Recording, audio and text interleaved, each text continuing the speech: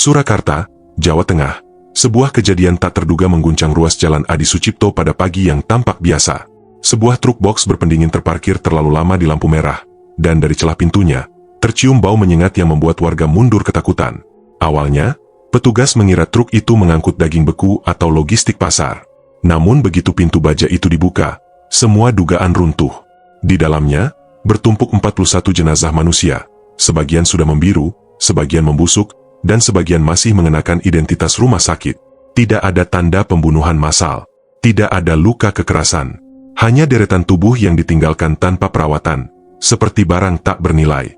Temuan itu segera menyeret polisi menuju sebuah gudang tua di Sukoharjo, ruang pendingin yang rusak sejak 5 hari sebelumnya, serta aliran uang gelap antara rumah sakit dan seorang mantan petugas ambulans. Siapa yang bertanggung jawab atas penumpukan jenazah ini? Mengapa rumah sakit memilih jalur ilegal? Dan yang paling menakutkan, berapa lama praktik ini telah berjalan tanpa seorang pun menyadarinya? Pagi itu, Jalan Adi Sucipto yang biasanya ramai oleh arus kendaraan Surakarta, Karanganyar justru terasa ganjil. Matahari baru naik sepenggalah, menembus sela-sela deretan ruko tutup dan gudang kecil yang berjejer di pinggir jalan. Udara pagi masih lembab, namun ada sesuatu yang berbeda. Aroma asing yang menyusup pelan, semacam bau busuk samar yang tidak sesuai dengan suasana pagi kota. Di depan sebuah gudang distributor plastik, seorang penjaga malam bernama Satari, 44 tahun, sedang merapikan termoskopinya. Ia sudah bekerja di wilayah itu sejak 12 tahun lalu dan hafal betul setiap kendaraan yang parkir, setiap pedagang yang lewat, setiap suara mesin. Namun 2 hari terakhir ia terusik oleh satu hal, sebuah truk box putih yang parkir di tepi jalan, tidak bergerak sedikit pun sejak pertama kali muncul sehari sebelum malam Jumat. Awalnya ia tidak curiga. Truk box parkir di sekitar gudang bukan hal baru. Beberapa sopir sering istirahat atau singgah menunggu jadwal bongkar muat. Namun truk itu berbeda. Tidak ada stiker perusahaan. Tidak ada nama ekspedisi. Hanya putih polos, dengan sedikit lecet di sisi kiri pintunya. Plat nomornya terpasang, namun warnanya terlihat agak kusam seperti sering dilepas pasang. Yang lebih aneh lagi, sopirnya tidak pernah kelihatan. Satari mengingat dengan jelas waktu itu, pukul 21.30 malam Rabu. Ia sedang duduk di kursi plastik depan pos jaga ketika truk itu berhenti tiba-tiba. Sopirnya tidak turun. Hanya terdengar suara mesin menderu beberapa detik sebelum akhirnya mati. Lampu kabin tidak menyala. Tidak ada suara pintu dibanting. Tidak ada langkah kaki turun. Tidak ada bayangan orang di balik kaca gelap. Ia pikir sopirnya sedang tidur. Namun malam berikutnya, truk itu tidak bergerak sama sekali. Dan yang membuat perut Satari mual adalah ketika angin pagi bertiup dari arah barat, membawa bau busuk yang sangat menusuk. Awalnya samar, tapi setiap jam, aroma itu semakin kuat.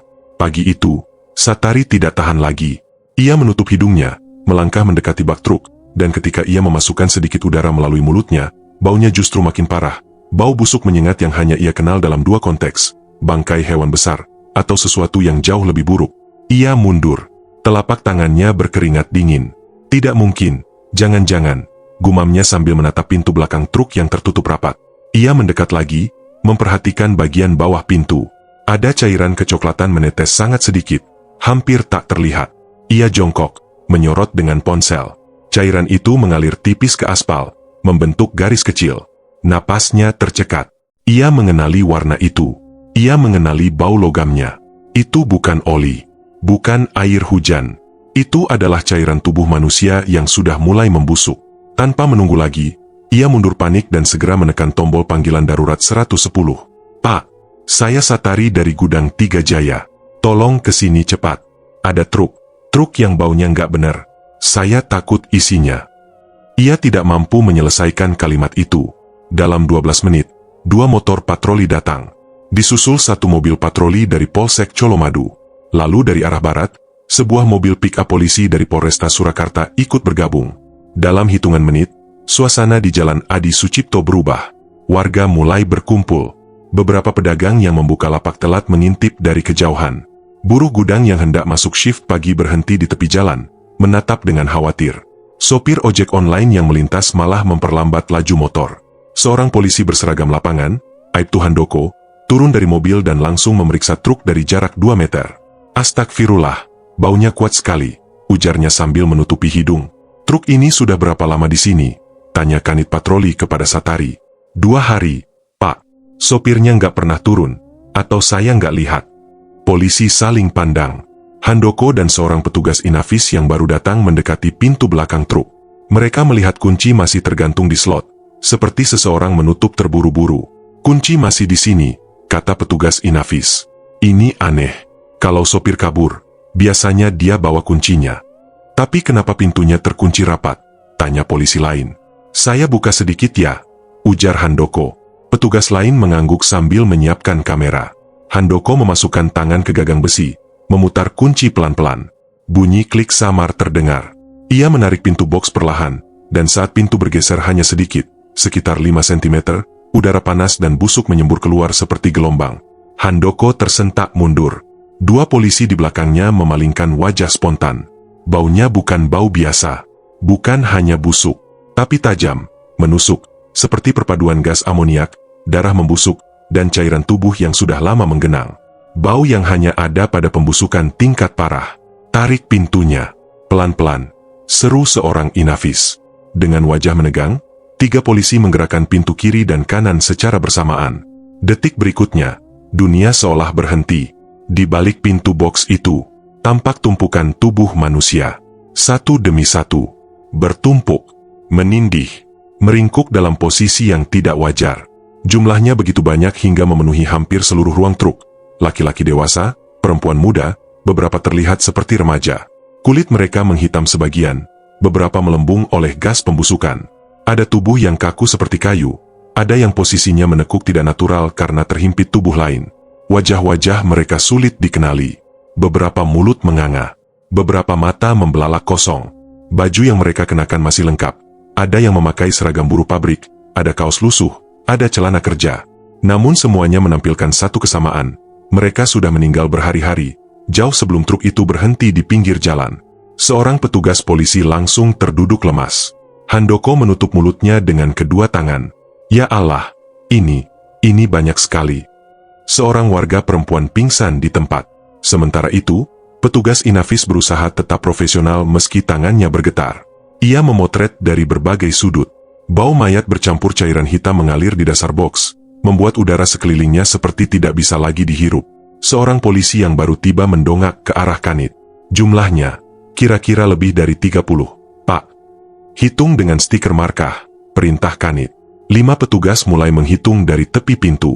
Tangan gemetar, suara tercekat. 1, 2, 3, 7, 12, 23, 37, 41. Ketika angka terakhir diucapkan, suasana jalan hampir tidak bersuara. Hanya napas tersengal para petugas yang masih mencoba menahan bau dan syok yang mendominasi udara. 41 mayat.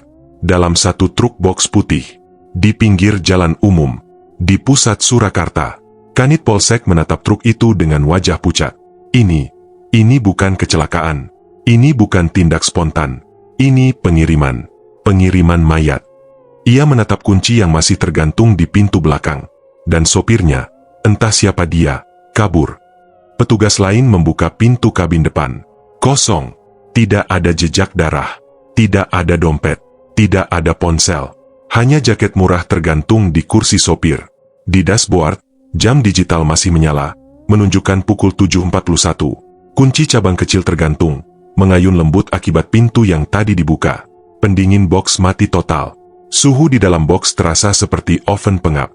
Kalau pendinginnya mati, ujar petugas Inavis pelan, dan truk ini sudah terparkir 2 hari, berarti tubuh-tubuh ini sudah membusuk sebelum truk berhenti di sini. Kanit menatapnya. Sebelum parkir? Jadi truk ini bergerak dengan isi begini. Kemungkinan besar, Pak. Warga yang menonton dari kejauhan mulai berkerumun.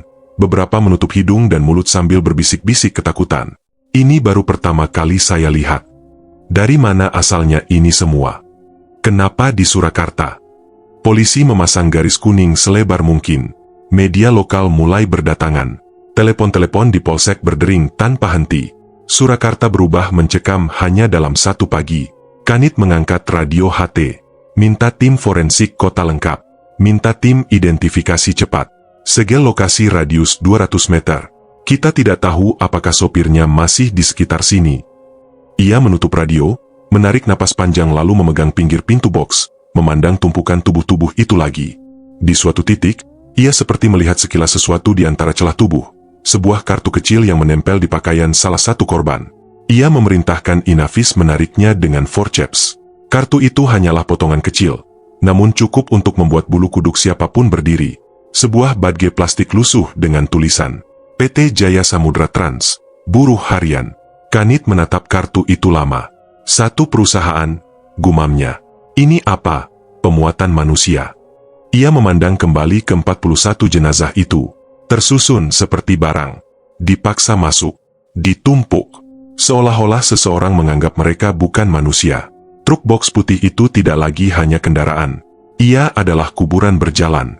Dan awal dari gejolak besar itu baru dimulai ketika tim forensik lengkap dari RSUD Dr. Muardi tiba di lokasi dengan 2 mobil besar, peralatan lengkap, serta generator portabel.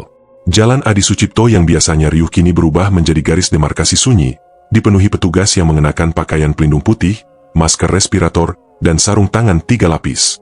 Bau busuk yang menyengat menjadi dinding tak terlihat yang memisahkan warga dan petugas.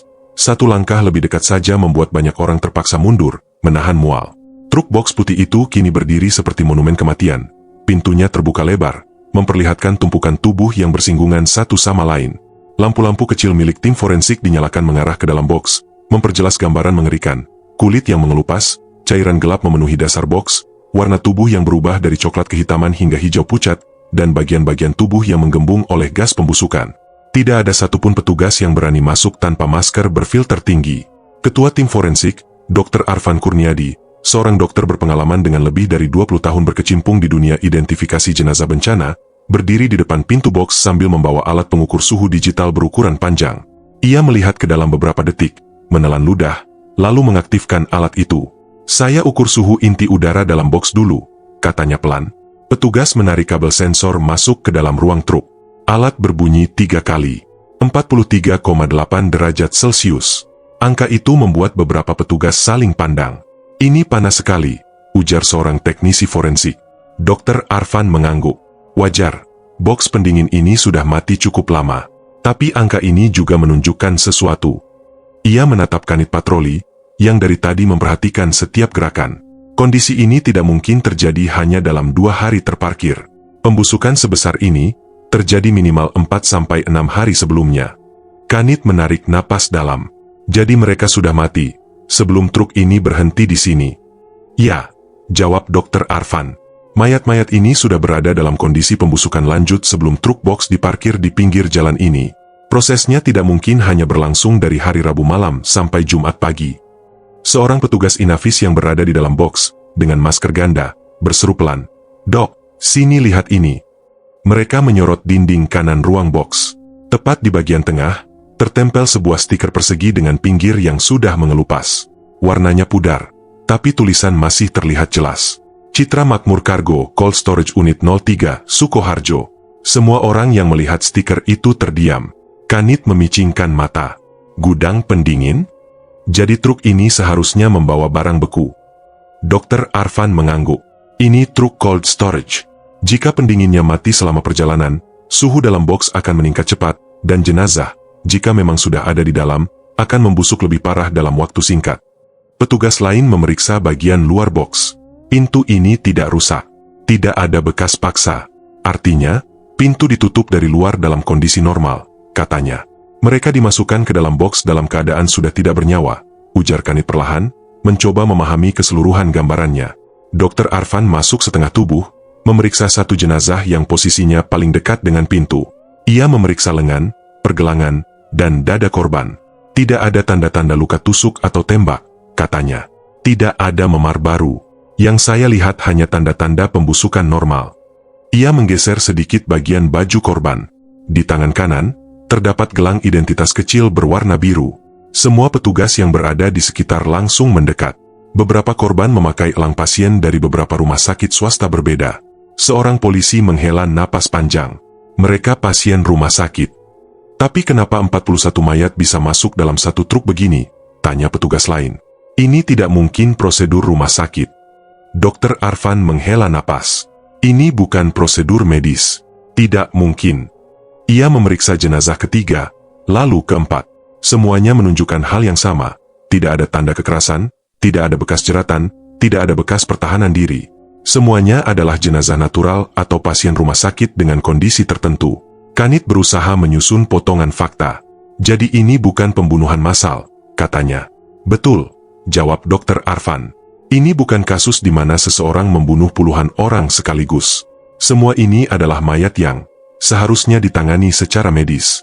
Disimpan, dimandikan, dikuburkan. Ia memandang ke dalam boks lagi, bukan dilempar ke dalam truk seperti barang dagangan. Sementara itu, tim lain mulai memeriksa struktur dalam boks. Petugas Inavis menemukan kabel yang terputus di bagian panel pendingin. Kabelnya putus. Pak, sepertinya sengaja dicabut, ujar salah satu teknisi. Kanit mendekat. Dicabut? Iya, bukan putus karena terbakar atau korslet. Pola robekannya seperti digunting atau dipotong. Kanit meremas gagang sarung tangan. Jadi ini memang sengaja. Pendinginnya dimatikan. Dr. Arfan memeriksa cairan gelap yang menggenang di dasar boks. Campuran darah, cairan pembusukan, dan air kondensasi. Ini menunjukkan jenazah sudah berada dalam suhu tidak stabil cukup lama. Ia berhenti sejenak, lalu berkata pelan namun tegas. Yang kita lihat ini adalah malpraktik pengelolaan jenazah dalam skala besar. Beberapa polisi yang mendengarnya terdiam, seakan kata-kata itu memantik gambaran yang lebih gelap. Malpraktik, seperti apa, Dok? Tanya Kanit. Dr. Arfan kembali mengamati gelang-gelang rumah sakit di tangan para korban. Ada beberapa kemungkinan. Ia mengangkat satu pergelangan tangan yang memakai gelang RS Kasih Nusantara. Kemungkinan pertama, jenazah ini adalah pasien yang meninggal di rumah sakit dan seharusnya ditangani dengan sop pemulasaraan jenazah. Lalu ia menuju jenazah lain. Kemungkinan kedua, rumah sakit tidak mempunyai ruang penyimpanan jenazah yang memadai, sehingga mereka membayar pihak ketiga untuk mengangkut dan menyimpan sementara. Lalu terjadi penyalahgunaan. Penyalahgunaan seperti apa, Dok? Tanya seorang polisi. Dr. Arfan menatap kepala Kanit dengan wajah serius. Penyimpanan ilegal, manipulasi administrasi, pengangkutan tanpa izin, atau penumpukan jenazah yang seharusnya sudah dimakamkan. Semua petugas yang mendengar itu merasakan hawa dingin merambat di tulang belakang mereka meski udara sebenarnya panas. Seorang penyidik senior dari Polresta bertanya, jadi, jenazah-jenazah ini bisa jadi bukan korban kriminal, tapi korban kelalaian sistem. Dr. Arfan mengangguk pelan. Saya tidak melihat tanda-tanda pembunuhan. Namun saya melihat tanda-tanda pengabaian yang ekstrim. Jenazah sebanyak ini tidak boleh berada dalam satu truk. Mereka seharusnya ditangani dengan hormat, dengan sop. Ia memandang kembali ke dalam boks. Yang terjadi di sini adalah kegagalan. Kegagalan besar. Sementara itu, di luar garis polisi, warga semakin banyak berkumpul. Mereka menutup mulut dengan kain, syal, atau tangan. Beberapa mencoba memotret dari jauh namun langsung ditegur petugas. Suara seorang ibu terdengar lirih. Ini mayat dari mana semua? Kenapa banyak sekali? Seorang pemuda yang tampak seperti kurir online berkata, kalau benar ini dari rumah sakit, berarti ada yang salah besar. Masa 41 sekaligus. Salah satu polisi yang bertugas menghalau memandang mereka dengan tatapan tegang. Dari balik kerumunan, seorang pria tua mendekat sedikit, berkata pelan pada diri sendiri. Ini, kejadian apa sebenarnya? Surakarta kok bisa begini? Di dekat pintu boks, Dr. Arfan mengeluarkan termometer inti dan memasang sensor pada salah satu tubuh korban untuk memastikan perkiraan waktu kematian lebih akurat. Ia menunggu beberapa detik hingga angka muncul. Suhu inti, 28,1 derajat Celcius. Dr. Arfan mengangguk kecil. Ini konsisten dengan mayat yang sudah mati 4-6 hari, bahkan mungkin lebih, tergantung kondisi penyimpanan. Kanit menelan ludah. Jadi mereka bisa saja disimpan dulu. Iya, disimpan dalam cold storage. Mungkin dipindah-pindah. Mungkin menumpuk karena tidak ada pemulasaraan. Dan ketika truk ini mogok atau rusak di jalan, sopirnya panik dan melarikan diri. Petugas teknis menemukan satu hal lagi. Sebuah nota pengiriman kecil yang menempel di lantai boks. Banyak hurufnya sudah luntur oleh cairan pembusukan, namun satu baris masih terbaca jelas. CM, Cold 03 jenazah, non-aktif, prioritas rendah. Kanit merasai dadanya mengencang. Prioritas rendah, bahkan untuk jenazah. Dr. Arfan menatap lembar itu dengan ekspresi getir. Ini yang saya bilang, ini bukan kriminalitas tunggal. Ini sistem. Ia lalu menoleh kembali pada Kanit. Kita harus cari gudang Citra Makmur Kargo di Sukoharjo. Di sana jawabannya. Kanit mengangguk cepat. Segera. Ini bukan truk biasa. Ini adalah bagian dari rantai distribusi ilegal jenazah. Angin berembus kecil, membawa aroma tajam dari dalam boks ke seluruh jalan. Para petugas menegakkan masker lebih kuat. Jalan Adi Sucipto berubah menjadi titik awal dari investigasi besar, menggali jejak kebenaran yang tersembunyi di balik suhu panas dalam sebuah truk boks putih yang diam selama 2 hari, namun membawa cerita pembusukan yang jauh lebih panjang daripada waktu yang terlihat. Bau dari dalam truk boks itu masih tertinggal di udara ketika Aibtu Handoko berdiri di bawah tenda biru darurat, berusaha menata napas. Matahari mulai condong ke barat, menghanguskan aspal jalan Adi Sucipto, namun hawa panas itu tidak mampu mengalahkan rasa dingin yang merayap dari dalam dadanya. Dingin dari kenyataan bahwa 41 tubuh manusia telah dibiarkan membusuk di ruang gelap yang sempit, tanpa nama, tanpa keluarga, tanpa siapapun yang tahu mereka hilang. Di atas meja lipat yang kini menjadi pusat komando kecil, gelang-gelang rumah sakit yang ditemukan pada sebagian jenazah diletakkan rapi di dalam kantong bukti. Setiap gelang dicatat, difoto, kemudian di-scan oleh petugas identifikasi digital.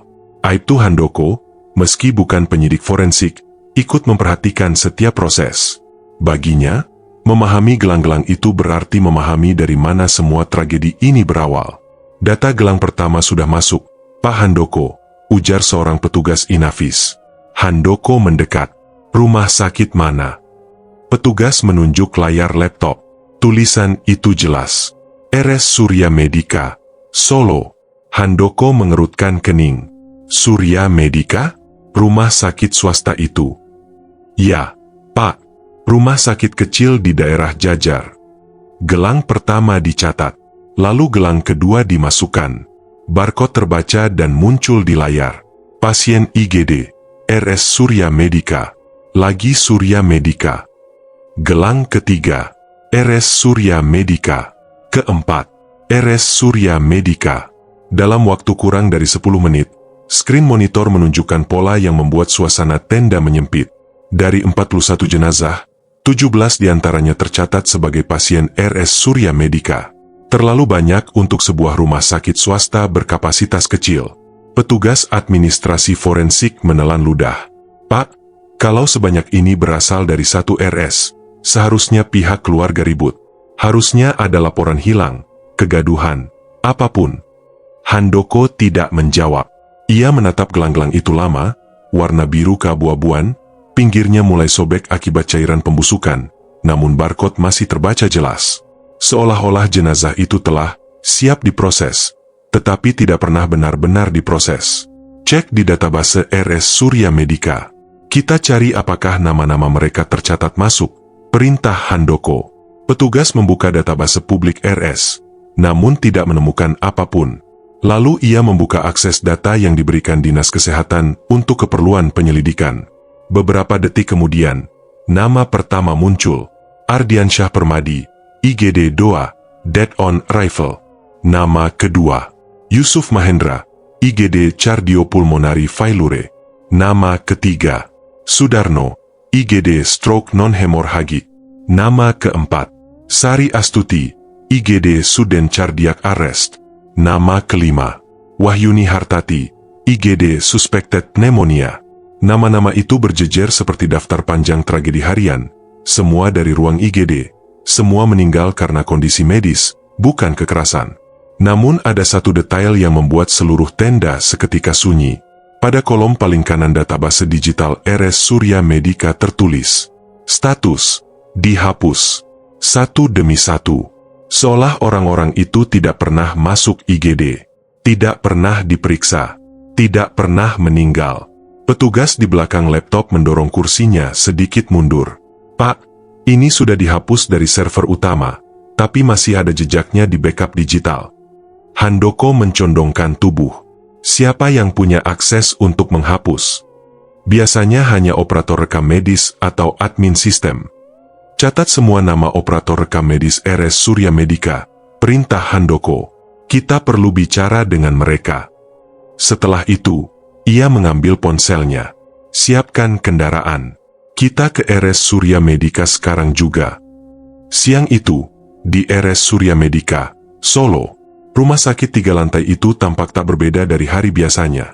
Bersih, rapi, dan tidak memberi kesan bahwa 11 nama pasiennya ditemukan membusuk di dalam truk. Namun begitu Aibtu Handoko dan tim penyidik memasuki lobi, perawat jaga langsung berdiri tegak. Satpam mendekat, menanyakan keperluan. Pasien-pasien yang sedang mengantri menoleh dengan rasa ingin tahu yang bercampur gelisah. "Siapa yang bertanggung jawab untuk rekam medis di sini?" tanya Handoko tegas. Salah satu staf menyodorkan jawaban. "Silakan ke ruangan administrasi lantai 2, Pak." Ketika rombongan polisi muncul di lorong administrasi, suasana langsung berubah. Para pegawai berhenti mengetik, beberapa saling pandang, dan seorang kepala administrasi dipanggil dengan tergesa-gesa. Dr. Mirna Hastuti, Direktur Administrasi RS Surya Medica, menyambut mereka dengan ekspresi campuran antara tegang dan bingung. "Saya sudah dengar tentang kasus truk itu, Pak," katanya. "Tapi saya tidak mengerti apa hubungannya dengan rumah sakit kami." Handoko membuka map bukti, meletakkan gelang-gelang yang difoto berdampingan. 11 gelang ini berasal dari rumah sakit Anda, dokter. Dokter Mirna menatap foto-foto itu. Matanya melebar, napasnya tertahan. "Tapi, kami tidak kehilangan jenazah apapun," katanya lirih. "Setiap jenazah keluar dengan surat resmi dan keluarga mengantar." Handoko memasang ekspresi datar. "Kalau begitu, jelaskan ini." Ia mendorong layar tablet ke depan Dr. Mirna, menampilkan daftar pasien yang sudah disebutkan tadi, lengkap dengan status. "Status dihapus. Ada 11 nama pasien IGD yang datanya dihapus," kata Handoko. "Seolah mereka tidak pernah dirawat di sini." Dr. Mirna meremas jemarinya. Saya harus memanggil operator rekam medis kami." Beberapa menit kemudian, seorang perempuan muda berkerudung, bernama Rani, masuk dengan wajah pucat. Handoko langsung menatapnya. "Kamu operator rekam medis?" "Iya, Pak." "Lihat nama-nama ini." Rani melihat daftar pasien yang dihapus. Wajahnya langsung kaku. "Pak, nama-nama ini masuk IGD. Saya ingat, tapi saya tidak pernah menghapus data mereka." "Kalau bukan kamu, siapa?" tanya Handoko. "Saya tidak tahu, Pak. Dia selalu pakai jaket hitam dan topi. Tapi saya ingat tulisan di jaketnya." "Tulisan apa?" Rani mengangkat kepalanya perlahan. Suaranya hampir tak terdengar. "Citra Makmur Kargo." Sementara itu, di ruang arsip manual RS Surya Medica, 2 anggota penyidik lain memeriksa map-map besar berisi daftar jenazah IGD. Mereka menemukan 11 nama yang sama dengan daftar digital. Namun sesuatu jauh lebih janggal terlihat di kolom tujuan pemulasaraan. Tidak ada tanda tangan keluarga. Tidak ada surat antar ke TPU. Tidak ada jadwal pemakaman. Hanya catatan kecil di pojok kanan bawah. Dikirim pihak ketiga, permintaan keluarga. Namun, ketika keluarga dihubungi, jawabannya membuat darah terasa dingin. Seorang ayah berkata, "Tidak ada yang menjemput jenazah anak saya. RS bilang sedang dicari. Sekarang, kalian bilang dia ada di truk itu." Seorang ibu menangis, "Kami tidak pernah meminta pihak ketiga manapun. Jenazah anak saya hilang 2 hari. Kami pikir RS sedang mengurus." Sekali lagi, Handoko menutup mata, merasakan amarah yang sulit ditahan. Ini bukan sekadar jenazah yang salah kirim. Ini bukan sekadar kelalaian rumah sakit. Ini jaringan. Jaringan pengelolaan jenazah ilegal yang mengambil alih jenazah pasien IGD, menghapus data mereka, membawanya ke gudang pihak ketiga, dan, entah bagaimana berakhir menumpuk dalam truk box rusak. Ketika Handoko keluar dari RS Surya Medica, matahari sudah mulai turun. Namun bukan cahaya senja yang memenuhi pikirannya, melainkan satu nama yang kini menggantung sebagai bayangan gelap. Citra Makmur Kargo, Sukoharjo. Gudang yang tempelannya ada di dinding truk. Gudang yang disebut Rani. Gudang yang mungkin menjadi titik pusat hilangnya nama-nama itu. Nama Citra Makmur Kargo terus terngiang di kepala Aibtu Handoko ketika ia melangkah keluar dari RS Surya Medica. Senja sudah mulai turun, tapi panas aspal Solo belum benar-benar menghilang. Namun bukan itu yang ia rasakan. Yang ia rasakan hanyalah ketegangan yang semakin menebal, seolah udara sekitar menjadi lebih padat setiap kali potongan fakta baru muncul. Ia masuk ke dalam mobil dinas, menutup pintu, dan menatap jalanan ramai yang melintas di depan rumah sakit. Di tangannya masih ada fotokopi gelang-gelang pasien RS Surya Medica, sebagian warnanya memudar, tapi barcode tetap jelas, seakan menunggu untuk bercerita. Rute berikutnya kita ke Sukoharjo, katanya kepada dua anggota reskrim yang duduk bersamanya. Citra Makmur Kargo. Kita harus lihat sendiri tempatnya. Mobil itu melaju meninggalkan Solo, memasuki jalan-jalan yang semakin sepi, menuju wilayah pergudangan kecil yang terletak di antara Sukoharjo dan Kartasura. Lampu-lampu toko mulai menyala satu persatu, namun di kejauhan, area pergudangan tampak gelap, penuh bayang. Disinilah truk box itu pernah berasal. Atau setidaknya, disinilah bagian dari misteri itu bermula. Jalan menuju lokasi Citra Makmur Kargo semakin sempit. Bangunan-bangunan mulai berubah menjadi deretan gudang kecil. Beberapa sudah rusak, sebagian lain ditinggalkan pemiliknya. Tidak ada plang besar, tidak ada logo, sebuah area yang bisa dilewatkan siapapun tanpa menaruh curiga. Kalau tempat begini dipakai menyimpan jenazah, tidak ada yang akan tahu, gumam salah satu anggota. Mobil berhenti di depan pagar besi berwarna abu kusam. Di satu sudut pagar, ada tulisan kecil yang hampir hilang. Citra Makmur Kargo, unit pendingin. Handoko turun lebih dulu. Ia memeriksa gembok yang menggantung di pintu pagar. Gembok itu besar, tapi karatan. Tidak seperti gembok yang baru dipasang. Buka, perintah Handoko. Salah satu anggota mengambil alat pembuka gembok. Suara logam terpotong menggema di area yang sunyi. Pagar didorong perlahan, menghasilkan suara berderit seperti rintihan tua. Di balik pagar itu, sebuah halaman kecil dipenuhi rumput liar, ban bekas, dan beberapa peti kayu. Di ujung halaman, tampak bangunan gudang berukuran sedang dengan pintu besi 2 lapis. Namun yang paling menarik perhatian adalah baunya. Bau yang samar, tapi khas. Bau yang sama seperti yang tercium dari truk box di Adi Sucipto. Bau pembusukan yang telah bercampur dengan udara panas terlalu lama. Handoko langsung mengangkat tangannya, memberi isyarat kepada anggota lain untuk bersiap. Mereka mengenakan masker respirator sebelum mendekat. Pastikan aman, bisik Handoko. Dua anggota memeriksa jendela samping dan area sekitar gudang dengan senter. Tidak ada gerakan, tidak ada bayangan orang. Clear, Pak. Handoko mengangguk. Buka pintunya. Satu anggota memasukkan linggis ke celah pintu, menariknya dengan hati-hati. Pintu itu terbuka cukup keras, seolah tidak dibuka berminggu-minggu. Debu yang berat jatuh ke lantai. Mereka menyorotkan senter. Handoko menelan napas. Gudang itu kosong. Tapi tidak benar-benar kosong. Gudang itu terdiri dari 2 ruangan besar. Ruangan pertama tampak seperti area penyimpanan barang biasa. Ada rak besi kosong, beberapa peti logistik kecil, dan meja kerja yang penuh kertas berserakan. Namun ruangan kedua, yang pintunya terbuat dari baja tebal, jelas berbeda. Itu adalah ruang pendingin. Ruang penyimpanan jenazah. Pintunya sedikit terbuka. Ketika Handoko mendorongnya lebih lebar, udara panas bercampur bau menyengat langsung menyapu wajah. Bau itu jauh lebih pekat daripada yang mereka temui dari truk. Senter diarahkan ke lantai.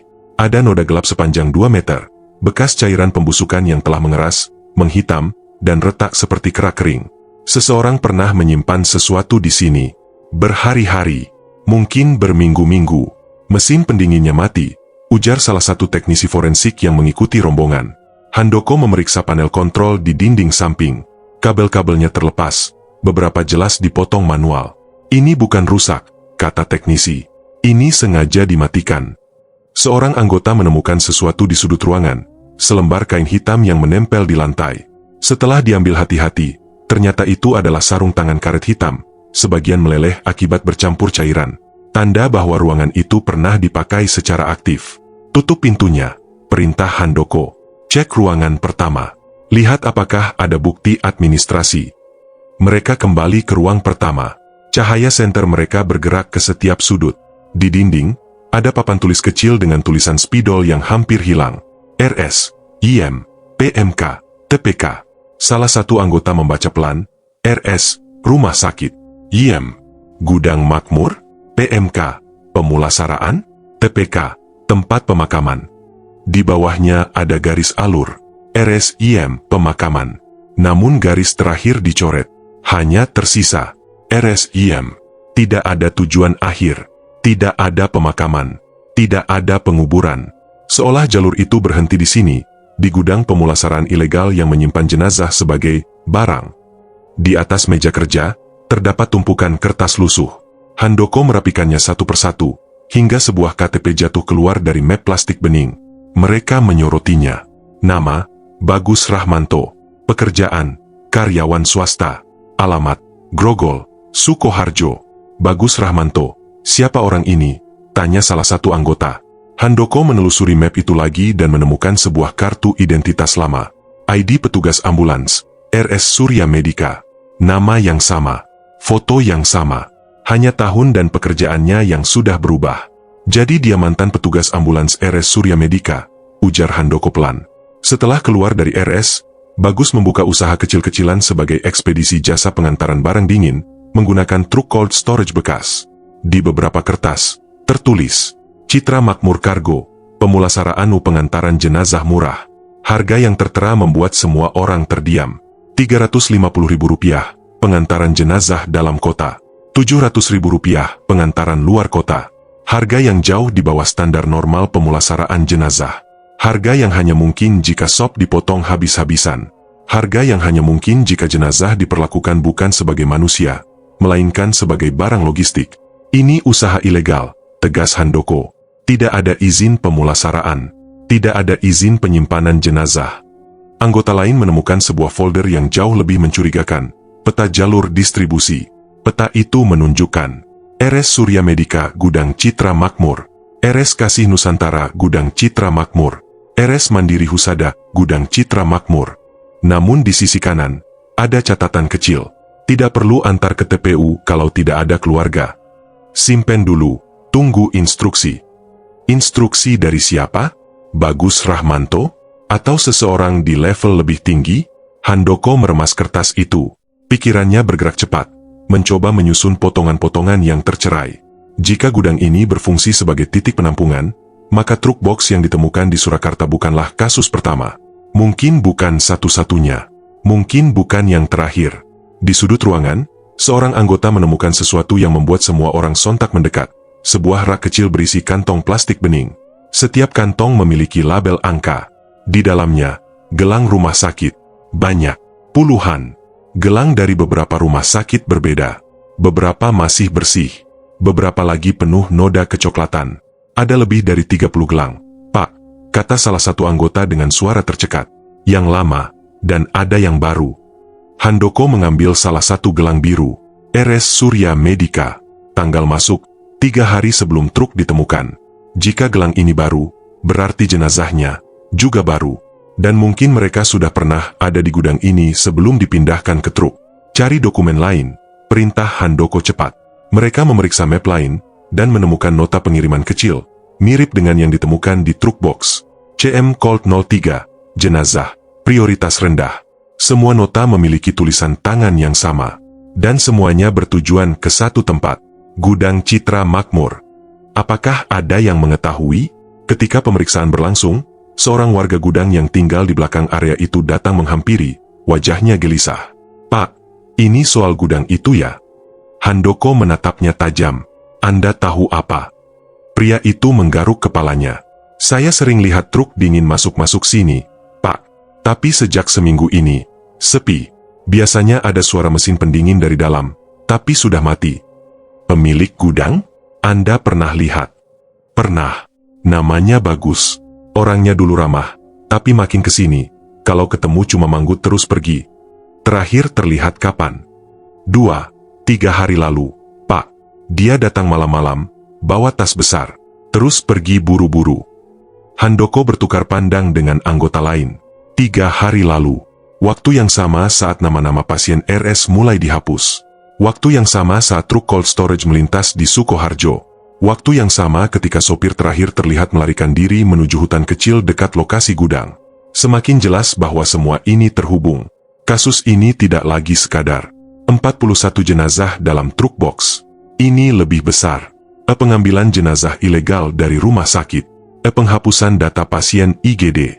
Penyimpanan jenazah di gudang tak berizin. Pengiriman tanpa sop ke tempat yang tidak jelas. Mesin pendingin yang sengaja dimatikan. Pemilik gudang yang kini berada entah di mana. Dan di pusat semua ini ada satu nama. Bagus Rahmanto, mantan petugas ambulans RS Surya Medica. Handoko berdiri di tengah gudang, menatap noda gelap yang mengering di lantai pendingin. Ia tahu bau itu tidak akan pergi dari pikirannya dalam waktu lama. Tapi lebih dari itu, ia tahu kasus ini sudah jauh melampaui dugaan awal. Lampu-lampu kendaraan forensik memantul di lantai gudang yang basah oleh noda cairan lama, sementara garis polisi mulai dipasang mengelilingi bangunan. Namun bahkan setelah gudang itu disegel, Handoko tahu satu hal pasti, mata rantai berikutnya ada di luar sana, bergerak, gemetar, dan mungkin sedang menunggu waktu untuk jatuh ke tangan polisi. Dan rantai itu, seperti yang mereka duga sejak pagi, adalah sopir truk box. Namanya sudah mereka dapatkan dari STNK dan dokumen logistik. Suroto, laki-laki 43 tahun, warga Kecamatan Mojolaban, Sukoharjo.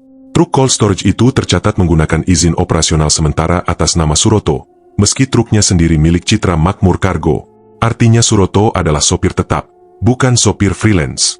Begitu identitas itu muncul, patroli gabungan Polresta Surakarta dan Polres Sukoharjo langsung melakukan pencarian di wilayah-wilayah yang mungkin dia datangi, rumah saudaranya, warung langganan, bengkel truk tempat ia biasa servis, hingga beberapa ruko kosong tempat sopir kadang beristirahat. Pencarian itu berjalan hingga hampir tengah malam. Hingga satu laporan masuk dari radio HT salah satu anggota yang sedang patroli di Desa Parangjoro, dekat jalur industri Sukoharjo. "Pak, kami temukan seseorang tergeletak di belakang pabrik tekstil yang sudah tutup. Kondisinya lemas. Kemungkinan ini sopir truknya." Dalam hitungan menit, Handoko dan tim melesat ke lokasi. Pabrik tekstil tua itu berdiri seperti bangkai bangunan yang sudah tak berfungsi. Dindingnya kusam, jendelanya pecah, dan halaman belakangnya dipenuhi semak liar. Namun di antara semak-semak itu, petugas menemukan seorang laki-laki duduk bersandar pada tembok pabrik. Tubuhnya gemetar, wajahnya pucat seperti orang sakit demam tinggi. Ia mengenakan kaos lusuh, celana jeans belel, dan sandal jepit yang sudah putus talinya. Rambutnya basah oleh keringat dingin, dan di tangannya masih ada botol air mineral kosong. Saat lampu senter polisi diarahkan ke wajahnya, ia mengangkat tangan lemah, seolah takut dipukul. "Pak, jangan pukul saya. Saya cuma sopir, Pak." "Suroto." Suaranya pecah, seperti seseorang yang sudah 2 hari tidak tidur. "Tenang," kata Handoko sambil mendekat pelan. "Kamu aman. Kami cuma mau tahu apa yang terjadi." Suroto menunduk, tubuhnya bergetar hebat. "Pak, saya nggak mau masuk penjara. Saya cuma menjalankan perintah." "Perintah siapa?" Laki-laki itu menutup wajahnya dengan kedua tangan, lalu perlahan menurunkannya. Dari matanya yang merah dan urat wajah yang menegang, terlihat ia berada dalam ketakutan yang sangat dalam. "Saya cuma disuruh antar barang beku." "Barang beku?" ulang Handoko, suara rendah namun tajam. "Iya, Pak, begitu kata bos. Barang beku." "Kayak biasa." "Bosmu siapa?" Suroto menelan ludah. "Pak Bagus. Pak Bagus Rahmanto." Nama itu membuat semua polisi yang mendengar langsung saling pandang. Rantai itu mulai tersambung semakin jelas. Handoko jongkok di depan Suroto. "Kenapa kamu kabur? Kenapa truk itu kamu tinggal 2 hari di Adi Sucipto?" Suroto menutup mata, menahan napas, lalu suaranya keluar dalam gemetar panjang. Karena baunya. Pak, baunya makin parah." Ia memegang perutnya, seolah mual hanya dengan mengingatnya. "Saya biasa nganter barang beku, Pak, ayam beku, ikan, kadang jenazah 1-2. Tapi kemarin, begitu saya jalan dari gudang, saya langsung curiga. Truknya panas, pendinginnya mati. Saya sudah bilang ke Pak Bagus, tapi dia cuma bilang, 'Jalan aja, jangan buka pintu.' Tapi baunya keluar terus." Ia berhenti sejenak, kelopak matanya bergetar kuat. "Saya takut buka, Pak, takut banget. Tapi saya juga takut kalau kena polisi. Saya bingung. Jadi begitu truk mogok di lampu merah Adi Sucipto, saya langsung lari." Suroto menangis tersengal. "Saya takut, Pak. Saya takut kalau isinya bukan barang beku, tapi sesuatu yang bikin saya masuk penjara." Handoko mengangguk perlahan. "Kamu lari kemana?" "Keliling dulu, Pak. Saya sembunyi di musola kecil dekat pasar. Terus saya ke belakang pabrik ini. Saya pikir aman. Tapi saya nggak makan apa-apa 2 hari. Saya cuma minum air keran." Seorang petugas medis yang ikut dalam pencarian memeriksa denyut nadinya. "Pak, ini dehidrasi berat. Kita harus bawa ke klinik." "Tunggu," ujar Handoko. "Aku masih perlu beberapa jawaban." Suroto menggeleng keras. "Pak, tolong, saya cuma sopir. Saya nggak tahu isi truk itu. Saya cuma disuruh antar ke Karanganyar. Tapi bos bilang tunggu. Saya nggak berani buka. Pak, sumpah saya nggak berani buka." "Kenapa dia bilang tunggu?" "Karena katanya ada perubahan rute. Tapi dia nggak kasih tahu apa. Dia cuma bilang, 'Jangan buka pintunya sampai saya telepon.'" Tapi dia nggak pernah telepon. Sampai bau itu makin parah. Truk mati. Saya kabur. Wajah Suroto penuh rasa bersalah, takut, dan trauma. Handoko menyadari satu hal. Suroto bukan pelaku utama. Dia hanya pion yang dipaksa menjalankan rute tanpa tahu apa yang ia bawa. Tapi ia masih menyembunyikan sesuatu. Coba jawab satu hal, kata Handoko pelan. Sudah berapa lama kamu kerja sama Bagus? 4 tahun, Pak. Selama itu kamu sering antar jenazah? Suroto mengangguk pelan. Tapi cuma 1-2. Itu pun katanya legal. Pak, katanya rumah sakit yang pesan. Saya cuma sopir. Rumah sakit mana saja yang sering kerja sama? Yang paling sering itu RS Surya Medica. Pak, sering banget. Sering kapan? Suroto menghabiskan beberapa detik untuk mengingat. Kalau ada yang meninggal malam-malam, saya sering dapat telepon.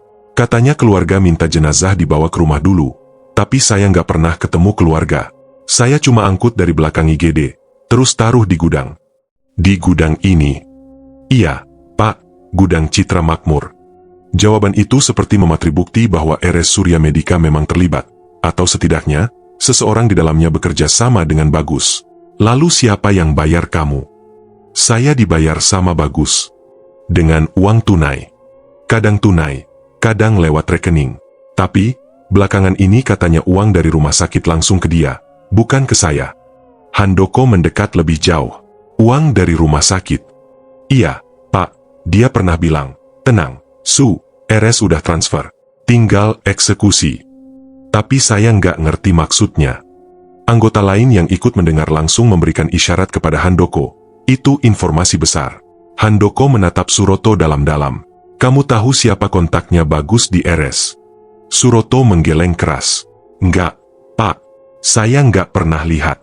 Kalau saya jemput, biasanya sudah siap di luar. Kadang pakai kantong jenazah. Kadang cuma pakai kain. Yang terakhir kamu jemput siapa? Suroto menutup matanya, mengingat dengan susah payah. 1 jenazah dari RS Surya Medica, 3 dari RS Kasih Nusantara, 2 dari Mandiri Husada. Semua dikasih ke saya malam itu. Katanya besok pagi dikirim ke Karanganyar. Lalu kenapa bisa jadi 41 jenazah? Yang lain, sudah numpuk di gudang, Pak. Gudang itu bukan tempat transit. Gudang itu adalah kuburan sementara, gelap, panas, bau, dan sengaja disembunyikan. Ketika Suroto dibawa ke klinik terdekat, Handoko bergerak cepat ke Polres Sukoharjo untuk koordinasi lanjutan. Di ruang penyidik, seorang anggota membawa laptop dan menunjukkan layar. Pak, kami cek rekening Bagus Rahmanto dari data IT perbankan. Ada transaksi rutin dari satu sumber yang sama. Dari mana? Anggota itu memperbesar layar. Di kolom pengirim tertulis jelas. RS Surya Medica, admin keuangan. Nominalnya bervariasi. Rp3.500.000. Rp5.800.000, Rp4.250.000, Rp6.300.000, Rp4.000.000, setiap bulan, kadang 2 kali sebulan, kadang 3. Ini pembayaran apa? Gumam salah satu penyidik. Tidak mungkin ini pembayaran resmi, jawab Handoko. Tidak ada sop jenazah yang dialihkan ke pihak ketiga tanpa dokumen. Lalu ia membalik kertas print transaksi itu. Di bagian paling bawah tertulis, keterangan, layanan eksternal penanganan jenazah. Namun tidak ada tanda tangan, tidak ada bukti surat, tidak ada nama pemesan. Semua pembayaran itu dilakukan dalam diam. Dan Bagus Rahmanto menerima semuanya. Malam semakin larut ketika Handoko menutup map bukti dan berdiri dari kursinya. Dari luar jendela, suara kendaraan sesekali terdengar melewati jalan protokol Sukoharjo yang mulai sepi. Namun bagi Handoko, semuanya hanya satu hal. Bagus Rahmanto harus ditemukan. Ia menatap peta di papan tulis ruang penyidik. Gudang, rumah Suroto, RS Surya Medica, tempat pembuangan truk box, jalur-jalur kecil menuju hutan dekat pergudangan. Semua garis itu mengarah pada satu titik pusat. Dan titik itu sedang melarikan diri. Apa langkah selanjutnya, Pak? Tanya salah satu anggota. Handoko menjawab tanpa ragu. Kita tangkap Bagus Rahmanto. Hidup atau mati. Karena tanpa Bagus, semua ini hanya serpihan. Dan ketika kalimat itu masih menggantung di udara ruang penyidik Polres Sukoharjo, Handoko sudah mengambil jaketnya dan memberi isyarat pada 2 anggota untuk bersiap. Tidak ada waktu untuk menunggu. Jika aliran uang dari RS Surya Medica ke rekening Bagus Rahmanto benar, maka ada satu orang yang harus mereka datangi sebelum Bagus keburu menghilang lebih jauh. Dr. Halim Prabowo, Direktur Utama Rumah Sakit. Malam hampir berganti dini hari ketika tim kecil itu memasuki halaman RS Surya Medica. Lampu-lampu lorong dan penanda IGD masih menyala terang. Beberapa perawat tampak berjalan cepat. Namun begitu melihat polisi datang, langkah mereka melambat, ekspresi mereka berubah waspada. Petugas keamanan membungkuk kecil dan langsung membuka pintu lobi ketika melihat rombongan polisi mendekat. "Pak, langsung ke ruang direktur," tanya satpam itu gugup. Handoko hanya mengangguk. Mereka melewati lorong rumah sakit yang terasa jauh lebih tegang daripada kunjungan sebelumnya. Ruang-ruang rawat yang biasanya sepi pada jam malam kini terdengar penuh bisik-bisik. Orang-orang membelokkan pandangan, seolah takut bersinggungan dengan penyelidikan yang mulai menyeret banyak nama. Di ujung lorong lantai 2, sebuah pintu kaca buram bertuliskan, "Direktur Utama, Dr. Halim Prabowo, Mars." Lampu di dalam ruangan masih menyala. Handoko mengetuk 2 kali. Tidak ada jawaban. Ia mengetuk lagi, kali ini lebih keras. Dari dalam terdengar suara gelisah, seperti seseorang baru saja merapikan sesuatu dengan tergesa-gesa. Baru setelah ketukan ketiga, pintu terbuka. Dr. Halim muncul dengan wajah lelah dan rambut sedikit berantakan, seolah baru bangun tidur. Namun Handoko langsung mengetahui itu bukan wajah orang yang baru saja tidur. Itu wajah seseorang yang tahu ia sedang dikejar. "Pak, malam-malam begini?" Dr. Halim mencoba tersenyum, namun gagal. Suaranya kering. Handoko tidak menjawab pertanyaan itu. Ia langsung masuk tanpa menunggu undangan. "Maaf, Dok, ini penting," katanya. 2 anggota lain mengikuti masuk. Satpam yang mengantar hanya bisa berdiri di luar dengan gugup. Ruangan direktur itu rapi. Terlalu rapi bahkan untuk orang yang mengaku terbangun dari tidur. Semua map disusun sempurna, laptop tertutup, dan aroma ruangan seperti aroma parfum ruangan yang baru saja disemprotkan. Handoko berdiri di tengah, menatap direktur itu lurus-lurus. "Kami harus menanyakan beberapa hal mengenai aliran uang dari RS Surya Medica kepada seseorang bernama Bagus Rahmanto." Dr. Halim langsung menegang. "Apa maksud Bapak?" Suaranya bergetar halus. "Rumah sakit kami tidak melakukan kerjasama apapun dengan pihak bernama Bagus." Handoko tidak menunggu ia menyelesaikan kalimat. Ia membuka map coklat yang dibawanya. Di dalamnya ada print transaksi bank. "Ini, Dok, 8 transfer dalam 4 bulan. Semua dikirim dari rekening rumah sakit. Keterangan, layanan eksternal penanganan jenazah." Dr. Halim terdiam. Denyut pembuluh di lehernya tampak menonjol. Saya tidak tahu menahu soal itu. Mungkin staf administrasi." Handoko memotong cepat. Tidak mungkin staf administrasi mengirim transaksi tanpa otorisasi direktur. Dr. Halim menelan ludah. Matanya bergerak gelisah ke pintu, lalu ke jendela kecil di sisi ruangan, seolah mencari jalan keluar yang tak ada. Saya hanya memberikan delegasi. Kadang ada bagian keuangan yang memproses pembiayaan eksternal tanpa melapor ke saya." "Siapa namanya?" tanya Handoko tajam. Dr. Halim terdiam 5 detik. 5 detik panjang yang cukup menunjukkan ia sedang berpikir keras, bukan sedang mengingat, tapi sedang memutuskan siapa yang akan ia korbankan. "Bagian keuangan kami, Bu Yuliana. Mungkin dia yang..." "Tolong jangan berbohong," kata Handoko dengan nada yang tidak memberi ruang. Polisi lain meletakkan berkas kedua di meja. Di dalamnya ada rekaman CCTV yang sudah dipindahkan ke flash disk. "Ini rekaman 3 hari terakhir sebelum truk ditemukan, Dok." Handoko menyalakan video di laptop Dr. Halim sendiri. Direktur itu hanya bisa melihat rekaman malam hari, tanggal jelas, jam jelas. Ambulans RS Surya Medica keluar dari area IGD pada pukul 2.17 dini hari. Mobil itu melaju pelan menuju gerbang belakang, berbelok ke kiri, lalu hilang di tikungan menuju arah yang hanya memiliki satu tujuan, zona industri Sukoharjo. Handoko menghentikan video. "Itu ambulans rumah sakitmu, Dok." Dr. Halim terlihat makin pucat. Handoko memutar rekaman kedua. Ambulans yang sama. Hari berbeda. Jam 1.46. Lagi-lagi keluar melalui jalur belakang, jalur yang jarang dipakai dan tidak ada kamera CCTV publik. Rekaman ketiga muncul bahkan lebih jelas. Ambulans itu berhenti sebentar di depan gudang Citra Makmur Kargo. Sesosok pria turun dari sisi kanan mobil. Meski kameranya gelap, siluet itu besar, tegap, dan terlihat mengangkat sesuatu dari pintu belakang ambulans. Handoko memperbesar gambar. "Ini siapa, Dok?" Dr. Halim memalingkan wajah. Tidak tahu. Mungkin petugas ambulans. Petugas ambulans siapa? Saya tidak hafal semua nama. Baik, kata Handoko sambil membuka foto printout. Kalau begitu, apakah kamu mengenali orang ini? Ia menaruh foto Bagus Rahmanto. Direktur itu terpaku. Tubuhnya seolah kehilangan keseimbangan dalam satu tarikan napas. Saya, tidak. Ayolah, Dok. Handoko menekan. Bagus Rahmanto adalah mantan petugas ambulans rumah sakit ini. Berhenti 4 tahun lalu. Tapi ambulans ini, yang seharusnya disimpan di bawah pengawasan rumah sakit, tampaknya masih ia gunakan untuk mengangkut jenazah. Dokter Halim mengusap wajahnya. Tangannya gemetar. Pak, tolong dengarkan saya. Saya tidak pernah memerintahkan apapun. Saya tidak tahu Bagus masih memakai ambulans itu. Mungkin petugas lain. Handoko mencondongkan tubuh sedikit ke depan. Dokter, ambulans itu resmi milik rumah sakit. Jika keluar, harus ada surat tugas. Siapa yang tanda tangan surat tugas? Dokter Halim terdiam lagi. Kali ini lebih lama. Hingga akhirnya ia berkata pelan, hampir berbisik. Saya. Handoko menutup map. Jadi kamu tahu. Dokter Halim memukul meja. Saya tidak tahu dia menyalahgunakan ambulans itu. Saya hanya menandatangani permintaan staf IGD. Katanya untuk pemulasaraan ke pemakaman murah. Kami sedang menekan biaya operasional. Pak, biaya pemulasaraan mahal. Kami harus mencari opsi lebih ringan. Rumah sakit swasta seperti kami punya tekanan keuangan. Nada suaranya mulai berubah panik. Silakan cek. Silakan cek. Saya hanya mencari opsi murah untuk keluarga miskin. Handoko menggeleng.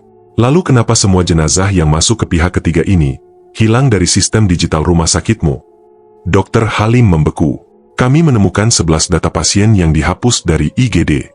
Semua tercatat datang dalam kondisi kritis atau sudah meninggal. Tapi semua namanya hilang. Saya tidak menghapusnya, seru Dokter Halim. Lalu siapa? Tanya Handoko. Suaranya lebih halus. Halus namun jauh lebih mengancam daripada teriakan manapun. Direktur itu menarik napas tajam. Operator kami, Joko. Dia yang memegang akses malam hari.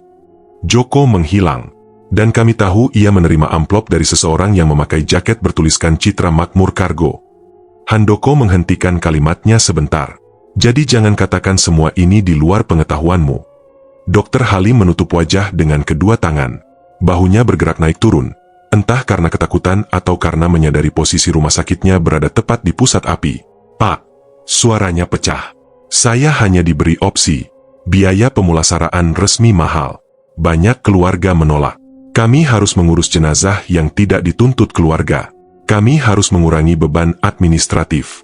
Pihak ketiga itu menawarkan biaya sangat murah, jauh di bawah standar, tapi saya tidak tahu kalau mereka akan. Handoko menatapnya dalam-dalam. Menumpuk mereka di gudang busuk seperti sampah. Dokter Halim membungkuk. Wajahnya tertutup tangan. Saya tidak tahu, Pak. Kamu tahu, balas Handoko dingin. Kamu mungkin tidak tahu 41 mayat itu diperlakukan seperti itu. Tapi kamu tahu ada sesuatu yang tidak normal.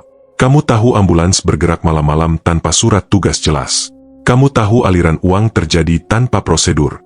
Kamu tahu Bagus bukan mitra resmi rumah sakit. Dokter Halim menatap lantai. Ia tidak membenarkan. Ia tidak membantah. Ia hanya diam. Diam yang berarti penyesalan. Atau lebih buruk, menunggu waktu yang tepat untuk menyelamatkan diri sendiri. Handoko berdiri lurus. Mulai malam ini, Dok, semua catatan keuangan rumah sakit kami sita. Semua sop pemulasaraan kami periksa. Semua ambulans kami cek. Semua staf IGD kami periksa. Dan Anda. Ia mencondongkan tubuh. Tidak akan meninggalkan rumah sakit sampai penyelidikan selesai. Dokter Halim memejamkan mata. Kepalanya menunduk, menyerah atau pasrah. Namun belum sempat Handoko memberi aba-aba pada anggota untuk mengamankan ruangan, pintu kantor direktur digedor keras dari luar. 3 kali. Kemudian suara panik satpam terdengar. Pak, ada seseorang. Seseorang menyerahkan amplop di lobi depan. Katanya, ini buat penyidik. Handoko menatap pintu. Kenapa seseorang mengirim amplop tepat di tengah pemeriksaan direktur rumah sakit? Apa isinya? Siapa yang mengirim? Apakah ini peringatan? Atau ajakan negosiasi? Atau ancaman? Handoko memberi isyarat. Bawa masuk. Pintu dibuka. Satpam itu masuk sambil membawa amplop coklat lusuh. Tidak ada nama, tidak ada pengirim, tidak ada cap. Hanya satu hal yang tertulis di depannya. Untuk yang mencari Bagus. Handoko merasakan jantungnya berdetak keras. Ia membuka amplop itu perlahan. Di dalamnya, hanya ada satu foto. Foto seorang pria dengan wajah ketakutan, mulut disumpal kain, tangan diikat. Dan di belakangnya, logo Citra Makmur Kargo. Bagus Rahmanto sudah tidak hanya melarikan diri. Ia sekarang meminta tolong. Atau sedang memberi sinyal bahwa ada tangan yang lebih besar daripada dirinya. Dan ketika foto itu memperlihatkan Bagus Rahmanto dengan mulut tersumpal kain dan tangan terikat di depan logo Citra Makmur Kargo, Handoko langsung merasakan sesuatu merayap di tengkuknya. Bukan rasa takut, melainkan insting seorang penyidik yang tahu bahwa seseorang sedang mencoba mengarahkan mereka, atau menantang mereka. Ruangan direktur mendadak senyap. Anggota yang tadi memeriksa lembar-lembar transaksi kini menatap foto itu tanpa berani bersuara. Dr. Halim berdiri terpaku, wajahnya memucat bukan hanya karena keterlibatannya mulai terbongkar, tapi karena ia menyadari bahwa seseorang di luar sana mengendalikan keadaan lebih cepat daripada polisi. Handoko menurunkan foto itu perlahan. Sesuatu di sini, katanya pelan, sudah bergerak sebelum kita bergerak. Ia memasukkan foto itu ke dalam map transparan, lalu menatap direktur rumah sakit itu lurus-lurus. Dokter, sebelum saya kejar Bagus, saya perlu memastikan satu hal, seberapa jauh keterlibatan rumah sakitmu. Dokter Halim membuka mulutnya, namun tidak ada suara yang keluar. Hanya tatapan kosong orang yang mulai menyadari bahwa ia bukan lagi saksi. Ia adalah bagian dari sebab. Belum sempat Handoko melanjutkan, salah satu anggota penyidik masuk terburu-buru sambil membawa beberapa lembar kertas yang sudah terlipat-lipat. Pak, kami menemukan ini di ruangan administrasi keuangan. Disembunyikan di balik laci bawah, posisinya seperti sengaja ditutupi map lama. Ia menyerahkan kertas-kertas itu ke Handoko. Di halaman pertama tercetak tulisan sangat mencolok. Nota kerjasama, layanan pemulasaraan ringan, internal, tidak untuk publikasi. Handoko mengangkat alis. Kata, tidak untuk publikasi, selalu berarti satu hal, ini bukan dokumen formal. Ia membuka halaman berikutnya. Ada tabel panjang berisi nama-nama jenazah. Daftar jenazah dikirim ke pihak eksternal. Bulan Maret, April. Pihak penerima, Bagus R. Citra Makmur Kargo. Di kolom paling kanan, tertulis tarif. Rp150.000, Rp175.000, Rp200.000 per jenazah. Handoko menghela napas pelan. Harga itu bahkan lebih rendah daripada biaya memandikan jenazah standar di pemulasaraan rumah sakit manapun. Jadi begini cara rumah sakitmu menghemat anggaran? Tanya Handoko tanpa intonasi, suara yang justru lebih menusuk daripada marah. Dokter Halim meremas jari-jarinya.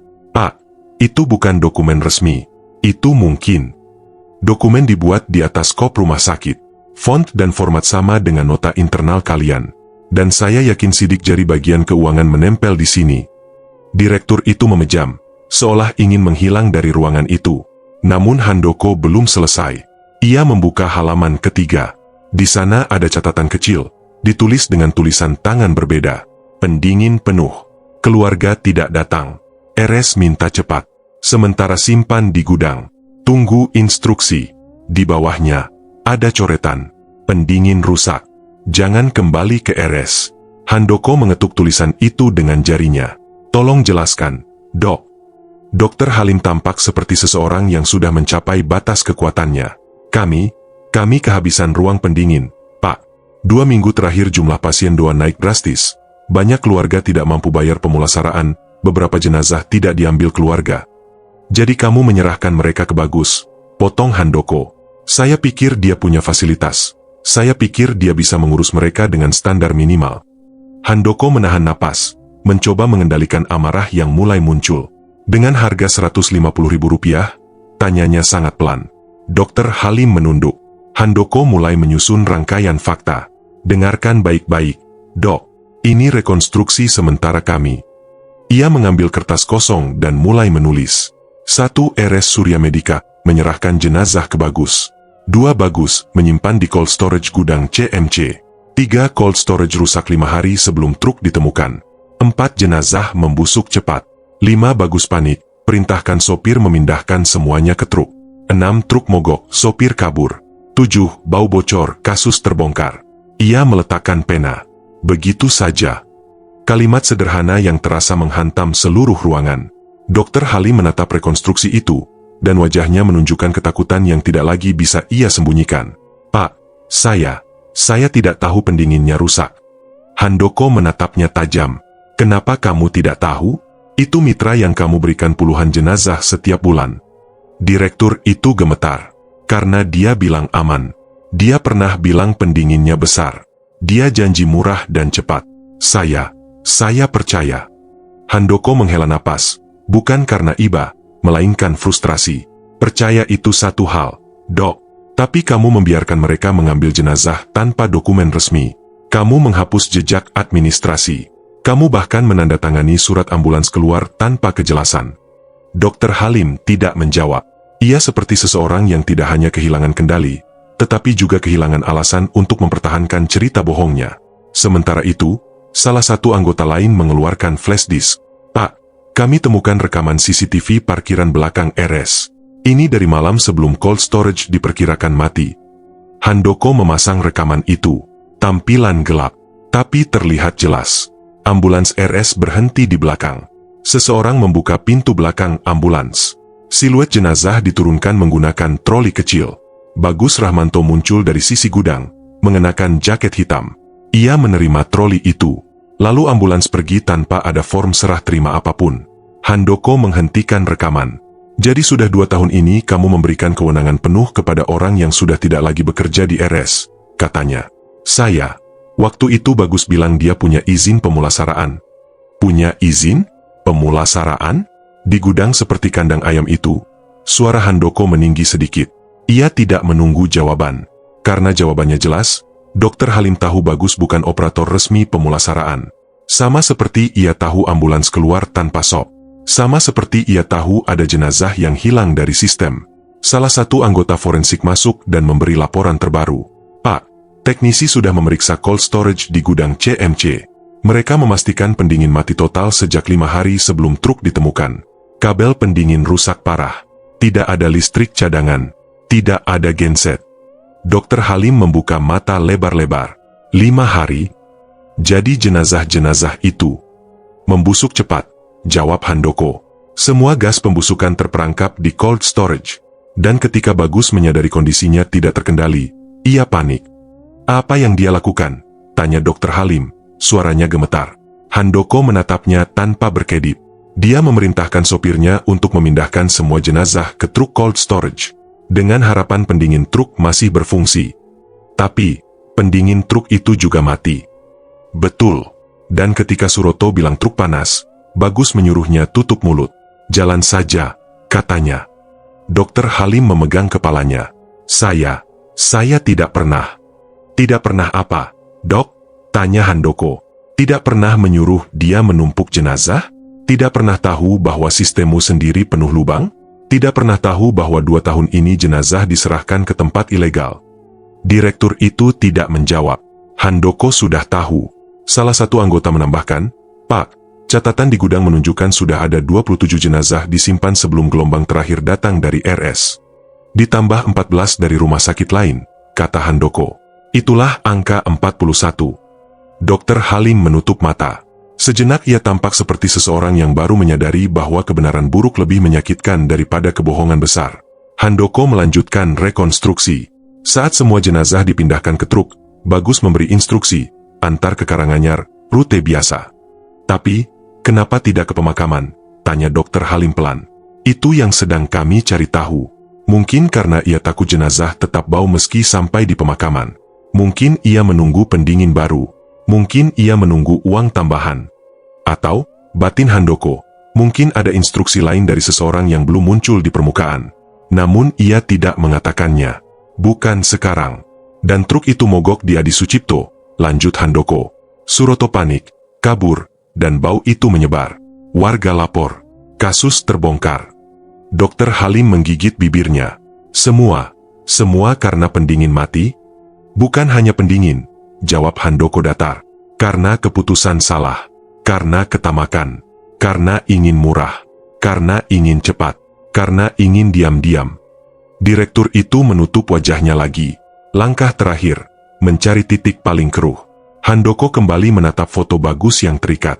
Kami sudah mendapatkan gambaran. Tapi masih ada satu hal. Ia mengangkat foto itu.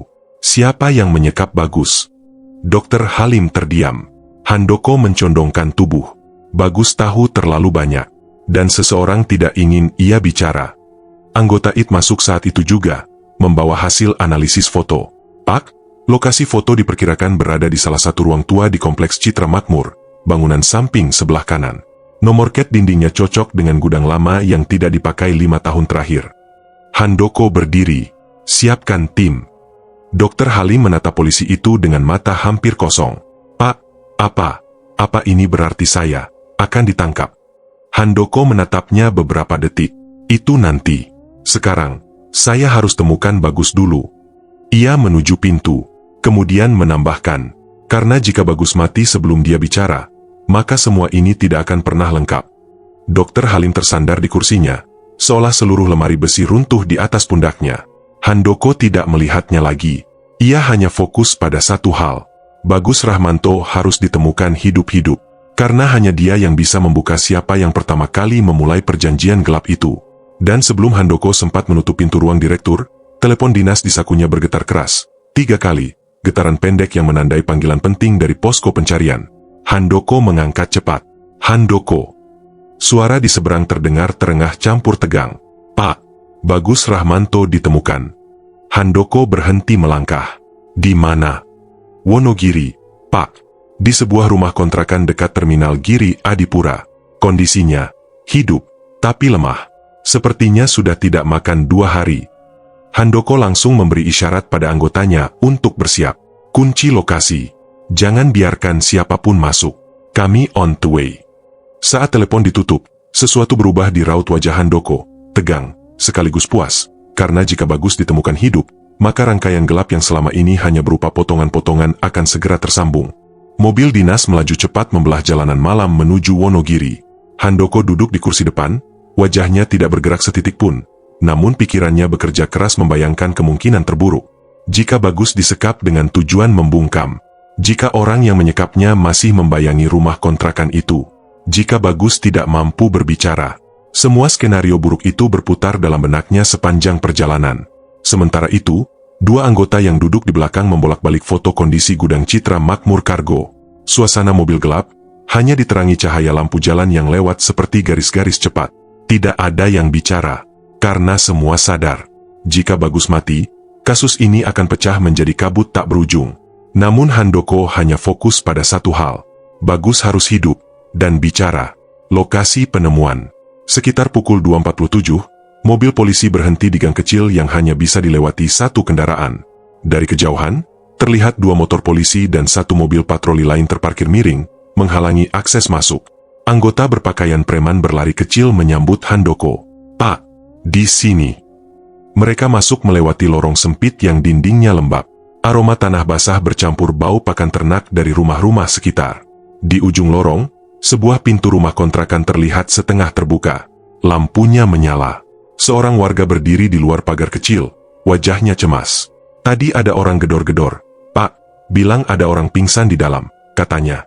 Handoko hanya mengangguk tanpa berhenti melangkah. Ia memasuki rumah itu. Bagus Rahmanto duduk di lantai ruang tengah, bersandar pada dinding retak. Tangan dan kakinya bebas, namun bekas ikatan masih merah mengelilingi pergelangan. Mulutnya masih menunjukkan garis iritasi, bekas lakban yang ditarik paksa. Wajahnya lebih pucat dari foto terakhir. Tubuhnya lebih kurus. Mata yang dulunya tampak penuh keberanian kini surut dan cekung seperti seseorang yang sudah kehilangan semua pegangan hidup. Ketika Handoko masuk, Bagus mendongak perlahan. Pak, suaranya serak, hampir tidak terdengar. Tolong jangan biarkan mereka datang lagi. Siapa? Handoko bertanya cepat, namun suaranya tetap tenang. Bagus menggeleng cepat, nafasnya tersengal. Mereka tahu saya mau cerita. Mereka bilang kalau saya buka mulut, saya yang dikorbankan, saya yang disalahkan. Handoko menunduk sedikit. Bagus. Sekarang kamu aman. Kami di sini untuk dengar dari kamu langsung. Tidak ada lagi yang bisa menyentuh kamu. Bagus menutup mata beberapa detik, lalu menangis tanpa suara. Pak, saya cuma mau kerja. Saya cuma mau hidup. Handoko memberi isyarat pada anggota untuk memindahkan Bagus ke kursi.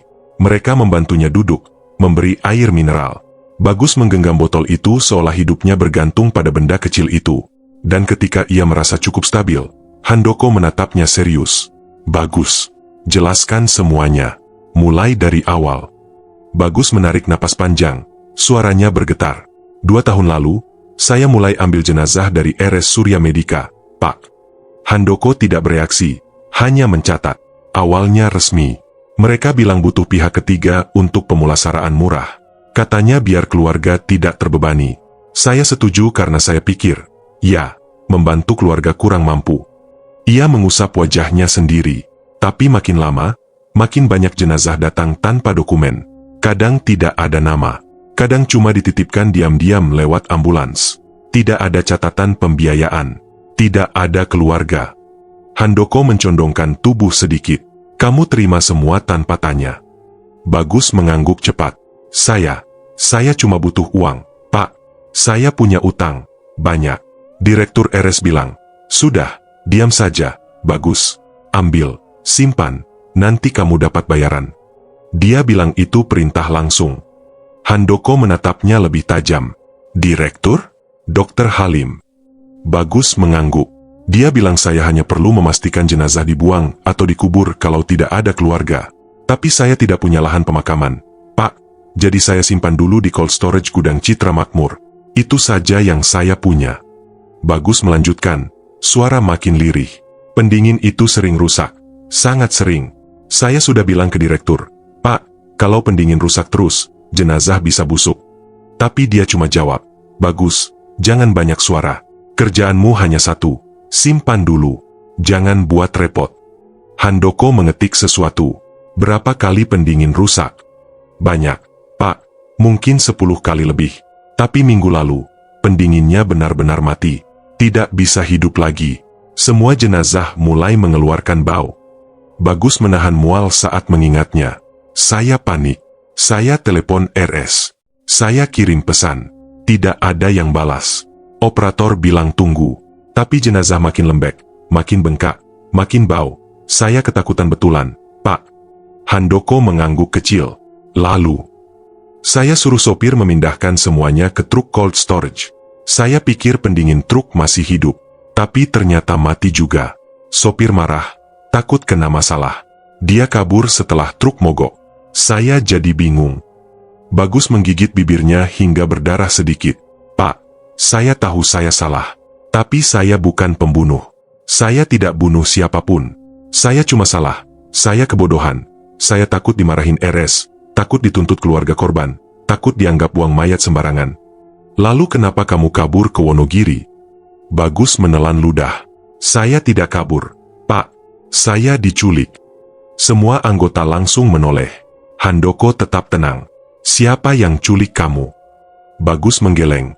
Nafasnya pecah. Saya tidak lihat muka mereka. 2 orang. Masker hitam. Mereka bilang saya harus diam. Mereka bilang kalau saya buka mulut, saya ditembak. Mereka bawa saya ke gudang, ikat saya, foto saya, lalu buang saya di sini. Handoko menatapnya lama. Kalau mereka ingin kamu diam, kenapa mereka membiarkan kamu hidup? Bagus menunduk. Saya tidak tahu. Mungkin supaya polisi tidak mencurigai RS terlalu cepat. Atau, pikir Handoko, seseorang ingin membuat Bagus terlihat sebagai korban kecil, agar perhatian polisi kabur dari pelaku besar. Saat air minum habis separuh, Bagus mulai berbicara lebih lancar. Pak, malam sebelum pendingin mati total, saya ditelepon langsung oleh Dokter Halim. Handoko menatapnya tajam. Apa yang dia bilang? Bagus memejam, mengingat setiap kata. Dia bilang, Bagus, jangan bawa jenazah itu kembali ke RS. Jangan sekalipun.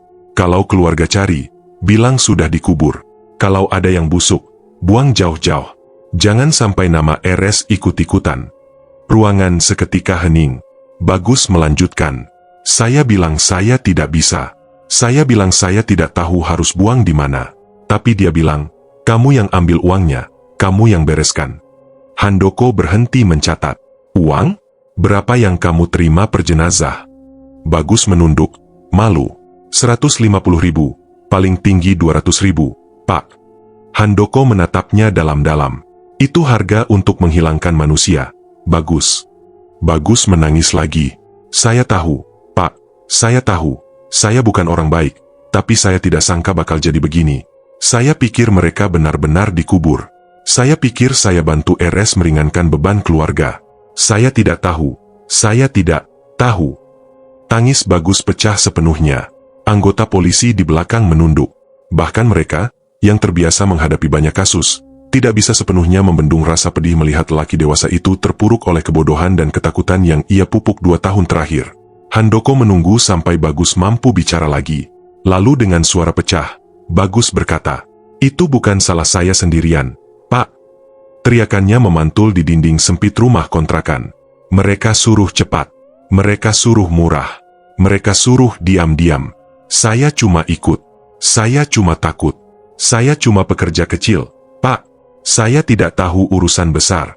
Saya cuma mau makan. Handoko mencatat setiap kata. Bagus, katanya perlahan. Kamu harus paham. Pengakuanmu bukan untuk menyelamatkan dirimu sendiri, tapi untuk memastikan tidak ada lagi jenazah yang diperlakukan seperti sampah. Bagus mengangguk. Air mata masih mengalir. Saya siap, Pak. Apapun yang Bapak mau tanya, saya jawab. Handoko berdiri. Hari ini kamu ikut kami ke Polres Sukoharjo. Kamu akan diperiksa medis dulu, diberi makan, dan kamu akan berada dalam perlindungan kami. Bagus mengangguk lemah. Handoko menatap anggotanya. Amankan lokasi. Jangan biarkan ada barang atau jejak hilang. Kita tidak tahu apakah 2 orang yang menculik Bagus masih berada di sekitar sini. Saat anggota mulai bergerak mengamankan rumah kontrakan, Handoko kembali menatap Bagus. Ini baru permulaan. Kamu masih harus menjelaskan siapa saja di rumah sakit yang terlibat, dan siapa saja di Citra Makmur Kargo yang bekerja denganmu. Bagus menelan ludah dengan susah payah. Saya akan jelaskan semua, Pak. Tapi, satu hal. Apa? Bagus menatap Handoko dengan mata penuh ketakutan terdalam. Mereka tidak akan diam, Pak. Saya kan cuma satu dari banyak yang tahu. Banyak orang sudah dibayar buat bungkam. Banyak orang terlibat. Lebih besar dari yang saya kira. Handoko merasakan bulu kuduknya berdiri. Siapa mereka? Bagus.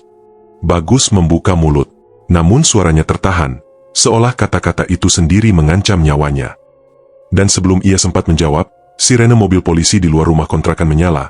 Sirene itu seolah menegaskan bahwa apa yang baru saja diucapkan Bagus tentang mereka yang lebih besar, lebih banyak, dan lebih gelap, akan tetap menjadi bayang-bayang lama setelah malam itu berakhir. Namun bagi Handoko, tidak ada waktu untuk mengejar sosok-sosok tak dikenal itu. Karena pada detik yang sama ketika Bagus akhirnya memasuki mobil polisi untuk dibawa ke Polres Sukoharjo, sebuah pesan radio masuk dari posko utama. Semua unit, siapkan rilis pagi ini. Direktur RS Surya Medika dan Bagus Rahmanto akan kita tetapkan sebagai tersangka. Dan dengan kalimat itu, perjalanan yang berminggu-minggu dipenuhi bau busuk, gudang rusak, ambulans gelap, serta rekaman-rekaman samar, akhirnya bergerak menuju titik akhir penyelidikan. Langit baru memerah ketika Bagus tiba di halaman Polres. 2 petugas memapahnya masuk, tubuhnya masih lemah. Namun wajahnya lebih tenang dibanding beberapa jam sebelumnya. Mungkin karena untuk pertama kalinya dalam 2 tahun terakhir, ia tidak bersembunyi. Sementara itu, di ruangan berbeda, Dr. Halim duduk di kursi besi dengan tangan terikat borgol tipis. Pakaian dinasnya masih rapi, namun kerahnya kusut dan matanya sembab. Ia menunduk, seperti seseorang yang baru mendengar vonis sebelum sidang dimulai.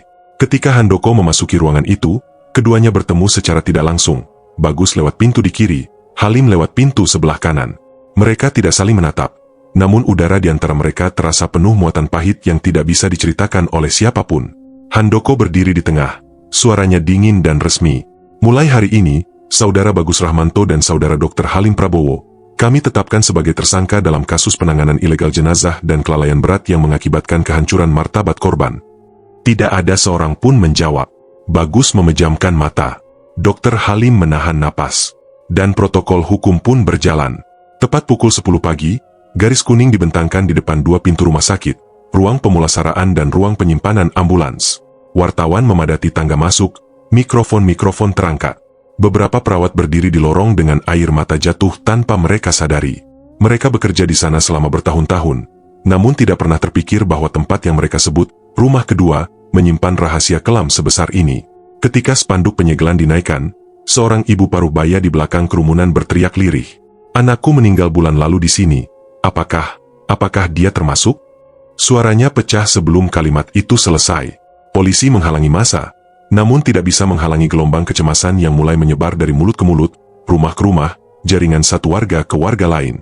Sukoharjo dan Surakarta gempar. Dan kegemparannya bukan sekadar karena jumlah jenazah, tetapi karena cara mereka ditemukan. Mulai siang hari, halaman Polres berubah menjadi lautan manusia. Orang-orang membawa foto, surat kematian, baju terakhir yang dikenakan jenazah, kertas catatan dari IGD rumah sakit. Bahkan ada yang hanya membawa ingatan, karena mereka tidak pernah menerima apapun dari rumah sakit. Di tenda identifikasi, bau balsem dan formalin bercampur dengan aroma keringat orang-orang panik. Suara tangis pecah tiap beberapa menit, lalu hening, lalu pecah lagi di meja berbeda. Seorang ayah tua gemetar memegang foto anak lelakinya. "Dia kecelakaan, tapi katanya sudah dikubur cepat. Saya tidak sempat lihat. Tolong, Pak, kalau ada yang seperti ini, tolong kabari saya." Sementara di meja seberang, seorang wanita muda terisak sambil memegang kain kecil. Ini baju bayi saya. Apakah dia ada di truk itu, Pak?" Petugas hanya bisa memberi penjelasan dengan suara pelan. "Kami sedang cocokkan data. Mohon sabar, Bu. Kami melakukan yang terbaik." Namun mereka tahu tidak ada yang terbaik dalam kasus seperti ini. Yang ada hanya luka. Di ruang forensik RSUD terdekat, dokter-dokter bekerja tanpa jeda. 41 jenazah. Mayoritas membusuk sedang hingga berat. Beberapa tidak lagi memiliki bentuk jelas. Namun tim forensik tetap bekerja. Memeriksa sidik jari yang masih tersisa, mencocokkan gigi, mengecek pakaian, membaca tato samar, menyesuaikan tinggi badan. Setiap identifikasi berhasil diumumkan melalui pengeras suara tenda. Nomor 12, wanita, usia perkiraan 50-an, pakaian terakhir kaos biru. Dan setiap kali ada keluarga yang mengenali, suara tangis menyelimuti ruangan seperti kabut tipis yang tidak bisa dibersihkan oleh angin manapun. Sementara itu, Handoko berdiri di pintu belakang ruang forensik, memperhatikan dari jauh. Ia tidak bisa membantu identifikasi, tapi ia bisa memastikan bahwa seluruh proses dilakukan dengan hormat, lebih hormat daripada apa yang didapat korban di hari-hari terakhir hidup mereka. Pukul 4 sore, konferensi pers dimulai. Puluhan kamera mengarah pada meja kecil di halaman Polres. Cahaya matahari sore memantul di lensa-lensa kamera, memberi nuansa dokumenter yang suram. Kompol Bagas Hartopo berdiri, wajahnya tegang namun tegas. Handoko di sampingnya, kedua tangan di belakang punggung. Bagas membuka map, lalu menatap seluruh awak media. "Sore ini kami menyampaikan hasil penyelidikan kasus penemuan 41 jenazah di truk pendingin." Flashes kamera menyala bersamaan. Pertama, kami telah menetapkan 2 tersangka, Bagus Rahmanto sebagai pelaksana lapangan, dan Dr. Halim Prabowo sebagai pihak yang bertanggung jawab mengeluarkan jenazah dari RS Surya Medika melalui jalur ilegal. Ia berhenti sejenak, menatap ke arah wartawan yang mulai menulis cepat. "Kedua, kami menyegel sebagian fasilitas rumah sakit untuk kepentingan penyidikan. Ada dugaan kuat manipulasi data pasien dan penghapusan rekam medis." Bagas menutup map. "Ketiga, dan ini sangat penting, kami menegaskan bahwa kasus ini bukan pembunuhan massal." Sontak forum hening. Bagas melanjutkan dengan suara yang menggetarkan udara. "Ini adalah kelalaian sistemik. Dan kelalaian ini telah membunuh satu hal yang lebih berharga dari apapun, martabat manusia." Para wartawan menunduk sejenak, bukan karena hormat, melainkan karena pernyataan itu jauh lebih pedih daripada kalimat apapun yang mereka siapkan sebelumnya. Korban adalah pasien meninggal yang tidak ditangani sesuai prosedur. Mereka tidak dibunuh, tetapi mereka diperlakukan secara tidak manusiawi. Kalimat itu menggantung di udara seperti asap gelap. Di hari-hari berikutnya, berita tentang kasus truk 41 jenazah memenuhi televisi nasional, radio, dan media sosial. Di warung kopi, topik pembicaraan bergeser dari politik ke truk mayat. Di pasar, pedagang membahas bau busuk yang sempat tercium beberapa hari lalu. Di sekolah, orang tua mencemaskan rumor bahwa jenazah itu berasal dari orang-orang tanpa identitas. Dan di kota Surakarta, mural spontan mulai muncul di dinding-dinding gang kecil. "Hormati yang pergi." Bau kematian bukan dari mayat, tapi dari kelalaian manusia. Kota itu tidak pernah benar-benar sunyi, tapi kali ini, suaranya berubah. Lebih pelan, lebih hati-hati, lebih waspada. Handoko kembali ke ruang tahanan sementara sore itu juga. Bagus duduk di kursi kecil, berbicara dengan psikolog yang disediakan polisi. Tangannya gemetar namun matanya lebih stabil. Ia sudah menerima kenyataan bahwa hidupnya akan berubah, mungkin selamanya. Di ruangan lain, Dr. Halim duduk kaku di balik jeruji. Kemeja putihnya kini kusut, nametak dilepas, wajahnya tanpa ekspresi. Ketika Handoko berdiri di depannya, Halim berkata pelan, "Pak, Bagus bilang saya yang memerintahkan, tapi saya tidak niat jahat. Saya cuma. Handoko mengangkat tangan pelan. Kamu bukan korban, Dok. Kamu pelaku. Kamu direktur. Kamu tanda tangani. Kamu biarkan." Halim menelan ludah, suara goyah. Saya tidak bunuh siapapun. Tapi kamu biarkan mereka dibuang seperti sampah." Halim menutup wajahnya, tubuhnya menggelinjang sedikit. Handoko berbalik. Tidak ada lagi yang perlu dibicarakan. 2 minggu setelah kejadian, hasil identifikasi selesai. Sebagian besar keluarga telah mengambil jenazah mereka untuk dimakamkan secara layak. Kota memberikan ruang pemakaman gratis untuk korban yang tidak ditemukan keluarganya. Di televisi lokal, program dokumenter khusus dibuat. Visual truk pendingin, gudang citra makmur, rekaman ambulans keluar malam-malam, testimoni keluarga, rekonstruksi perjalanan mayat dari RS ke gudang. Narator menutup episode itu dengan kalimat yang menggema. Tragedi ini bukan tentang jumlah mayat. Tragedi ini adalah bagaimana manusia kehilangan empati saat uang menjadi dalang. Dan bagaimana sebuah kota dipaksa belajar dari bau kematian. Suatu malam, ketika Handoko duduk di mejanya meninjau laporan akhir, seorang anggota masuk membawa berkas kecil. "Pak, ini laporan tambahan soal 2 orang tak dikenal yang membawa Bagus sebelum ditemukan." Handoko menatap berkas itu beberapa detik, memberinya perasaan tidak nyaman. Namun ia menutupnya perlahan. Karena kasus resmi sudah selesai. Para tersangka sudah ditahan. Kota sudah memahami luka yang harus diterimanya. Namun di dalam hati, Handoko tahu, ada sesuatu yang belum selesai. Ada orang-orang yang tidak tersentuh hukum. Ada amplop tak bertanda. Ada penculik yang muncul lalu menghilang. Namun untuk saat itu, ia hanya mematikan lampu meja, menarik napas panjang, dan berdiri dari kursinya. Di luar, suara kota masih terdengar. Suara motor, anak-anak bermain, penjual angkringan memukul-mukul tutup termos. Seolah tidak pernah terjadi apa-apa. Namun bagi Handoko, kota itu telah berubah. Karena bau kematian selalu memaksa manusia untuk menatap dirinya sendiri. Dan menilai seberapa layak ia memperlakukan orang yang sudah tidak bisa membela dirinya.